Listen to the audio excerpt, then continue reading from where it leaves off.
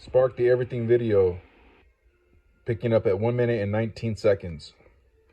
Use Sparker tool is basically meant for you to take anywhere for 2 minutes to up to 10, depending on how deep into the analysis you want to get and the cost data inside extraction and all that. But so first of all, let's just go ahead and get into what is Spark. Spark is essentially data importing, market analysis, and cost approach tool. When it comes to data importing, we take all of the data from both MLS and public records. We aggregate it and load it into your grid the way that you want to. Of course, we'll format it for you and all that kind of stuff. And you can choose, for example, if you want, let's just say lot size to be from public records, which GLA to be from MLS, and all that kind of stuff. You can sort it out, and Spark, it'll show you a few minutes, is also going to show you right on the screen time anytime that's a discrepancy between the data sources, so you can quickly see what that is and swap to other data source if you would like to. Okay, then the market analysis, that is where, of course, as a byproduct of everything, we will fill out the 1004 MC, but that's not really the main goal of it. It was meant to be a really robust but easy to use and fully customizable market analysis tool to kind of let you analyze the market the way that you want to, rather than relying on some form or entered method of doing things. We want you to be able to do it how you want to, but quickly and accurately get the results of those analyses, so you can decide as the expert whether things are increasing, stable, or declining, or seller concessions are prevalent, or whatever that is, so that you have the data to support it. Because everything Spark does will go into your work file, and then we have the cost approach, and then with the cost data, basically we've partnered with dwelling costs.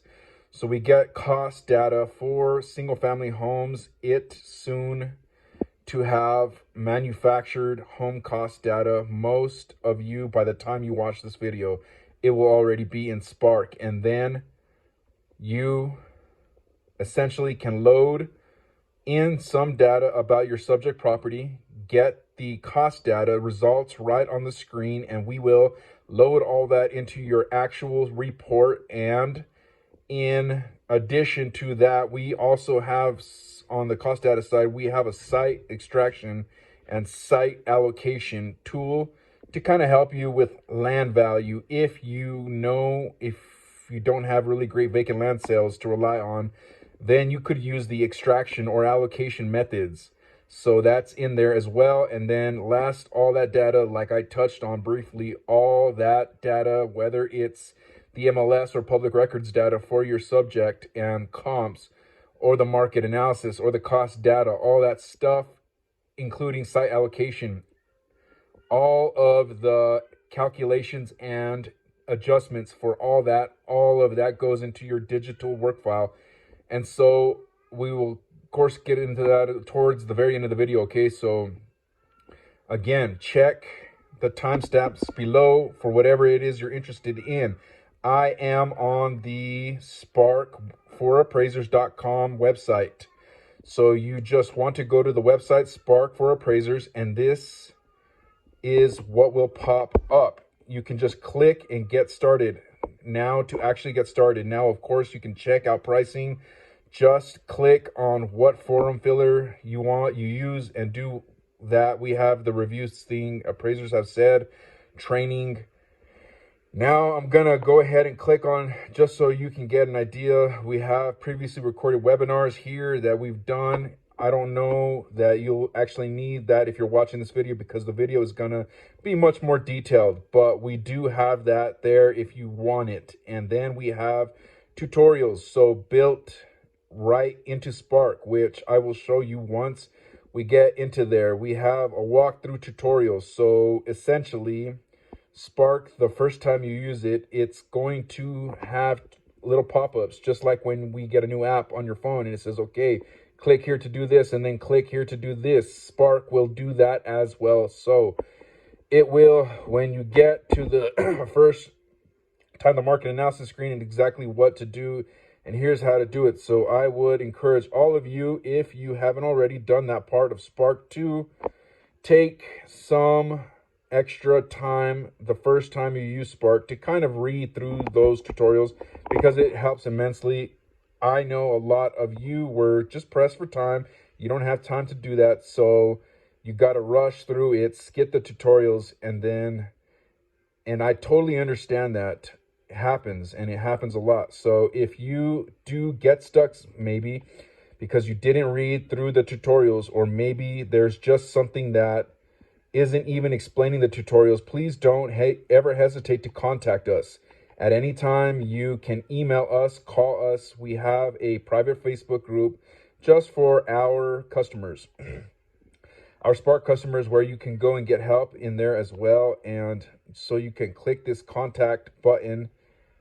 You got our phone number, our email, the Spark Users Forum on Facebook. You got a link there. Then we also have a FAQ, and I know a lot of you might already have used Spark several times.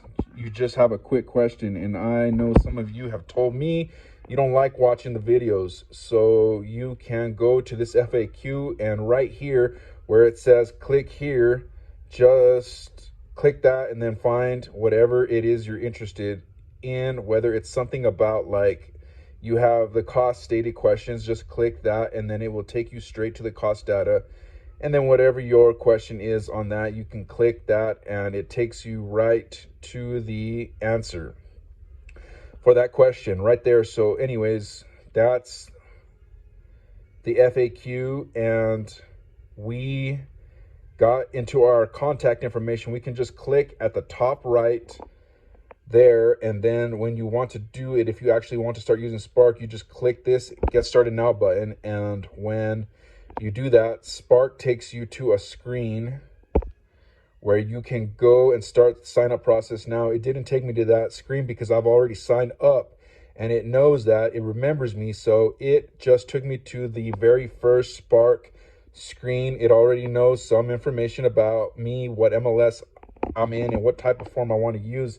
It's just asking me now what my effective data date is. But when you're on that Spark for Appraisers website, you can click get started now. Then it's going to walk you through the setup process, and the setup for your account takes maybe 1 to 2 minutes. It shouldn't take any more than that. And then at the end of the process, it's going to pop open with a window, and depending on what form filler you use, a la mode, click forms, or whatever, it might prompt you to do something else. So with a ACI and click forms, as of now, all the payment and the usage and free trial and all that will handle all of that. So as soon as you set up your account, you automatically get the free trial. You don't have to go and add that on or anything.